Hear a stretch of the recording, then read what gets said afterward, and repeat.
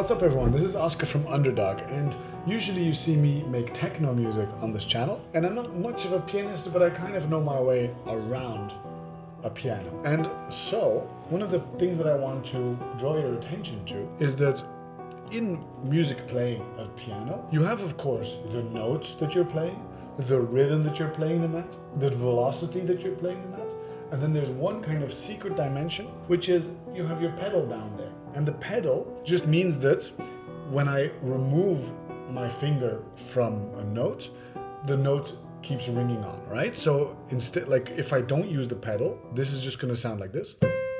It stops. And when I do use the pedal, it goes, I let go and the note keeps ringing. Why is this relevant? Well, when you see me play, what I'll often be doing is I will be pushing down the pedal and releasing the pedal somewhat regularly to enable the sound to build up sometimes and then to get more sparse again, and then to build up sometimes and then to get more sparse again. Because if I would keep down the pedal forever while I'm playing, it would start to sound like a soup, all the notes playing at the same time. Here, let me show you what that sounds like.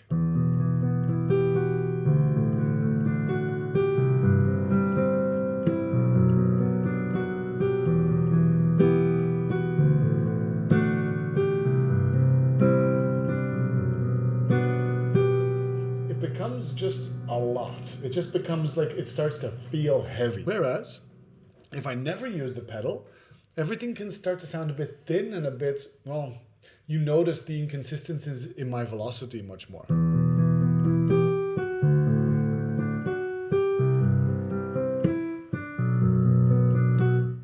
You notice how there's much more space between the sounds in that second version? So neither of these are kind of perfection. I mean, no, we're not going to achieve anything close to perfection today, but neither of these are perfect, but the blend between the two is actually correct. So going from one to the other feels like, oh, everything gets dense and then everything gets sparse again. Dense and sparse, dense and sparse.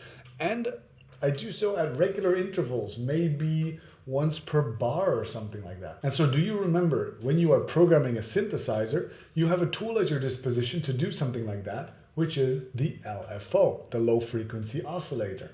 It's just a tool that changes some parameter at a certain regular interval, for example, once per bar. So in a way, I kind of consider that the pedal is like the LFO of the piano, because every 1 or 2 seconds, it increases the release time of my notes and then decreases the release time of my notes. So if you think of your piano through your techno perspective, the pedal can kind of be seen as an LFO. And so now without you needing to learn any piano at all, you can take this lesson and make your synthesized sounds feel more alive by applying an LFO that increases and decreases the release time or the decay time. Let me show you quickly what that would look like. Now, if you watched last week's video on FM donks, you'll remember we ended up with a sound kind of like this, right? So a kind of a hollow FM bell-like sound. And you'll remember that a lot of that was defined by this envelope. So the attack and the decay. It could sound like this. It could sound like this. But the release and the decay really changed the feeling and the looseness of the sound. And so what we can do on this synthesizer is simply automate this time parameter, because short, it's like staccato, and then when we lengthen the time, it gets longer. Let me clean this up a bit, because it's a bit sounding a bit weird. So here we go, really short, nice, and then long, which can be a bit fatiguing, you know? So maybe we just need to automate this.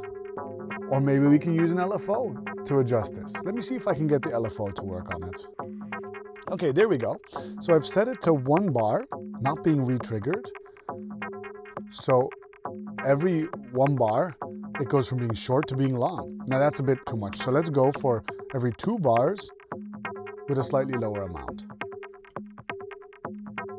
So now it gets long, now it gets short. Now it gets long. Now it gets short.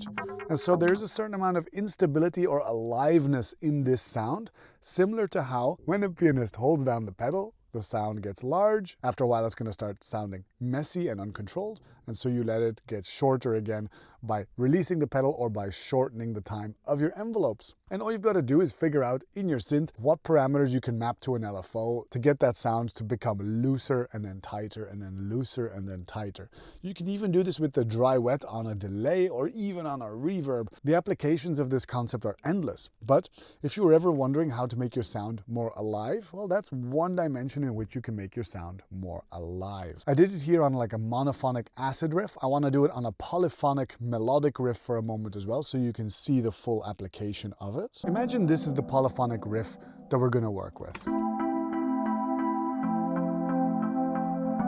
Actually, let me just transpose some of these notes up. Beautiful. It is very big in the sense that it has a lot of sustain. There's a lot of reverb or release on there. So let's find a way to tighten it up. Tightening it up might be, reducing the release on the amplifier. That does a lot. And in the effects section, there's probably this. Yeah, this reverb. Let's leave a little bit of the reverb. Let's instead do our technique here on the release. So we want it to go long and then short. Long, short. Awesome. We just gotta figure out how to now map an LFO to that. And so let's figure that out. I don't actually know how to do it, so I'm gonna figure it out now. Here, this matrix, usually the word matrix means that you can map certain things to certain other things. So I'm gonna hijack this secondary matrix one here, and I'm gonna say LFO. Ooh, and then I have to point it to something. Probably to this then. Ooh, nice, that works. Yeah, I can feel it getting longer and shorter. We just have to figure out the speed now. Oh, here's an LFO.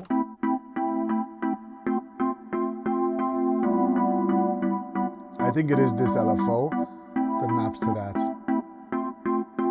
Yeah. Okay, hear this. Maybe I could synchronize it to like, 2 bars. This is exactly the feeling I was looking for. It feels like it gets longer, and then like it feels like it gets tighter again. Let me set the release shorter to start with. And then you can feel it loosening up every now and then. That's cute. You can try different waveforms as well. Like, I think this should work pretty well. Yeah, it starts really long and then gets more staccato or brief at the end. Let's go again. There we go. Beautiful. All right, and that's how you use the concept of a piano pedal in techno. If you want to learn electronic music from me in a more systematic way, go follow my Foundations of Electronic Music courses, either for beginners or for intermediates. Come show us on the Discord channel what you did with this, and until next time, stay producing, be good to each other, and take care. Bye-bye.